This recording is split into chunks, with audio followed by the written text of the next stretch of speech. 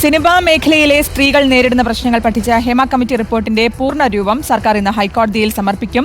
കമ്മിറ്റിക്ക് മുൻപാകെ നൽകിയ മൊഴികളും പെൻഡ്രൈവുകളും വാട്സ്ആപ്പ് ചാറ്റുകളും ഉൾപ്പെടെയുള്ള തെളിവുകളും മുദ്രവെച്ച കവറിലാണ് ഹൈക്കോടതി രജിസ്ട്രാർക്ക് സമർപ്പിക്കുക.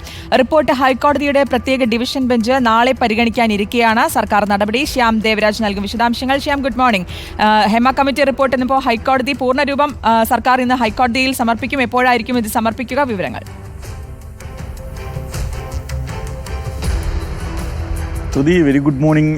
രാവിലെ 10 മണിയോടെ ആയിരിക്കും ഈ നടപടിക്രമങ്ങൾ സർക്കാർ പൂർത്തിയാക്കുക. നിലവിൽ ഹേമ കമ്മിറ്റി റിപ്പോർട്ടിൻ്റെ പൂർണ്ണരൂപവും അതിൻ്റെ അനുബന്ധമായ തെളിവുകളും ഉൾപ്പെടെയുള്ളവ സീൽഡ് കവറിലാണ് സൂക്ഷിച്ചിരിക്കുന്നത്. അത് അഡ്വക്കേറ്റ് ജനറലിൻ്റെ ഓഫീസിലാണ്. അഡ്വക്കേറ്റ് ജനറലിൻ്റെ ഓഫീസിൽ നിന്നും രാവിലെ 10 മണിയോടെ ഇത് ഹൈക്കോടതി രജിസ്ട്രാർ ജനറലിന് കൈമാറും. ഹൈക്കോടതി രജിസ്ട്രാർ ജനറൽ ഇക്കാര്യം നാളെ ഇത് പരിഗണിക്കുന്ന പ്രത്യേക ബെഞ്ചിന് കൈമാറുകയും ചെയ്യും. ഇതിൽ ഈ ഹേമ കമ്മിറ്റി റിപ്പോർട്ടിൻ്റെ സമ്പൂർണ്ണമായ രൂപമാണ് സാംസ്കാരിക വകുപ്പ് അഡ്വക്കേറ്റ് ജനറൽ വഴി ഹൈക്കോടതിക്ക് കൈമാറുന്നത്.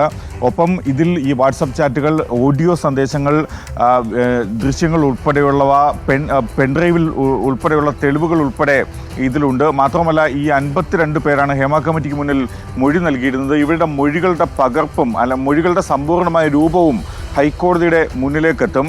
ഇതാണ് നാളെ പ്രത്യേക ഡിവിഷൻ ബെഞ്ച് പരിഗണിക്കുന്നത്. ജസ്റ്റിസുമാരായ AK ജയശങ്കരൻ നമ്പ്യാർ, ഒപ്പം CS സുധ എന്നിവർ ഉൾപ്പെട്ട ബെഞ്ചാണ് ഇത് പരിഗണിക്കുന്നത്. ഇത് പരിഗണിക്കുന്നത് ഒരു പൊതുതാൽപര്യ ഹർജിയുടെ അടിസ്ഥാനത്തിലാണ്. ആ പൊതുതാൽപര്യ ഹർജിയിൽ 2 ആവശ്യങ്ങളായിരുന്നു മുന്നോട്ട് വെച്ചിരുന്നത്. ഒന്നാമത്തേത് ഈ റിപ്പോർട്ട് വിളിച്ചു വരുത്തണമെന്നതായിരുന്നു. അത് ഹൈക്കോടതി ചെയ്തു. സർക്കാർ ഇന്നത് ആ നടപടിക്രമം പൂർത്തിയാക്കുകയും ചെയ്യും. രണ്ടാമത്തേത് ഈ ഹേമ കമ്മിറ്റി റിപ്പോർട്ടിന്മേൽ എന്ത് നടപടി സ്വീകരിക്കാനാകുമെന്ന കാര്യം വിശദമാക്കണമെന്നായിരുന്നു ഹൈക്കോടതി നേരത്തെ നിർദ്ദേശിച്ചിരുന്നത്. അതിനനുസരിച്ച് സർക്കാർ ഒരു വിശദമായ സത്യവാങ്മൂലം നൽകും. അത് ഇന്ന് വൈകിട്ടോടുകൂടി ഈ സത്യവാങ്മൂലം നൽകും, നിലപാട് അറിയിക്കുമെന്ന കാര്യമാണ് വ്യക്തമാകുന്നത്. പക്ഷേ അതിൽ നേരത്തെ ചോദിച്ചിരുന്നത് ഇതിൽ കേസ് എടുക്കാനാകുമോ എന്നായിരുന്നു ഹൈക്കോടതി ഡിവിഷൻ ബെഞ്ച് ചോദിച്ചിരുന്നത്. പക്ഷേ കേസ് എടുക്കാനാകുമോ എന്ന കാര്യത്തിൽ സർക്കാർ എന്ത് നിലപാട് സ്വീകരിക്കുമെന്നതിൽ ഇനിയും വ്യക്തത വരാനുണ്ട്.